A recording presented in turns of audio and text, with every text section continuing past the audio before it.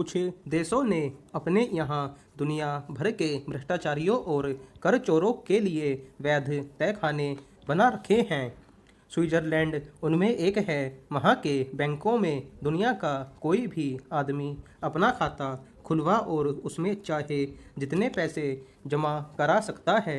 वहाँ का कोई भी बैंक अपने ग्राहक से न तो यह पूछता है कि उसने जो पैसे जमा किए हैं वे कहाँ से आए। अगर कोई उन ग्राहकों के बारे में जानकारी प्राप्त करना चाहे तो वे वह भी उपलब्ध नहीं कराते। बस वहाँ का केंद्रीय बैंक हर साल यह ब्यौरा जरूर उपलब्ध कराता है कि किस देश से कितनी रकम वहाँ के बैंकों में जमा कराई गई। इस साल के उसके आंकड़ों से पता चलता है कि पिछले एक साल में जब कोरोना महामारी के दौरान देश आर्थिक मंदी से गुजर रहा था तब भारतीय कंपनियों और नागरिकों ने स्विट्जरलैंड के बैंकों में सबसे अधिक धन जमा कराए। इस तरह पिछले एक साल में स्विट्जरलैंड के बैंकों में भारतीय कंपनियों और नागरिकों की कुल जमा रकम 2.55 स्विस बैंक फ्रैंक यानी 20,700 करोड़ रुपए हो गई है। यह आंकड़ा पिछले 13 सालों में सबसे ज़्यादा है।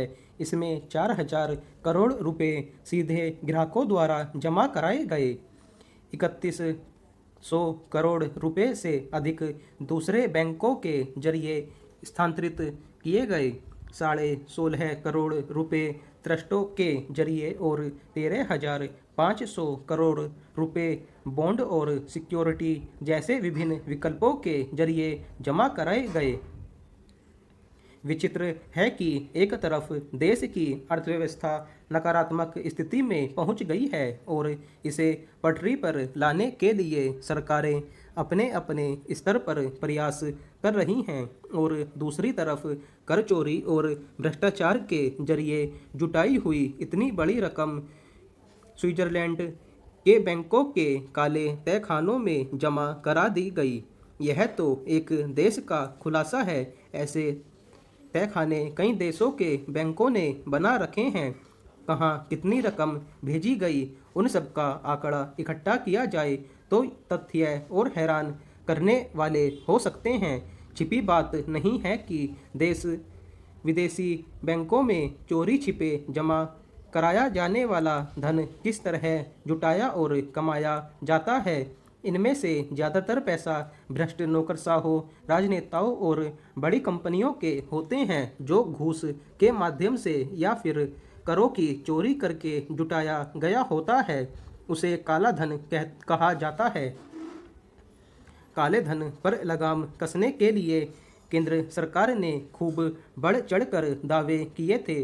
पहली बार सत्ता में आने से पहले के चुनावी घोषणा पत्र में तो उसने विदेशी बैंकों से सारा काला धन वापस लाने का भी भरोसा दिलाया था, मगर यह काम इतना आसान नहीं है। स्विट्जरलैंड या फिर दूसरे देशों के बैंकों में जहां काला धन छिपाया जाता है उन्हें कानूनी संरक्षण प्राप्त है और वे अपने ग्राहकों के बारे में कोई भी जानकारी उपलब्ध न कराने को स्वतंत्र हैं। उन पर दबाव नहीं डाला जा सकता। इसलिए भारत सरकार इस मामले में कामयाब नहीं हो पाई, मगर भ्रष्टाचार मुक्त प्रशासन के दावों और कर चोरी पर सख्त नज़र रखने के तमाम प्रयासों के बावजूद आश्चर्य है कि वह भ्रष्टाचारियों पर नकेल नहीं कस पाई है। विदेशी बैंकों में भेजी गई रकम इस बात की गवाही है कि देश में बड़े पैमाने पर भ्रष्टाचार हुआ। इस खुलासे से सरकार एक बार फिर सवालों के घेरे में आ गई है। पहले ही देश के बैंकों की भारी रकम लेकर विदेश भाग जाने वाले कारोबारियों और बट्टे खाते को लेकर अंगुलियां उठती रही हैं।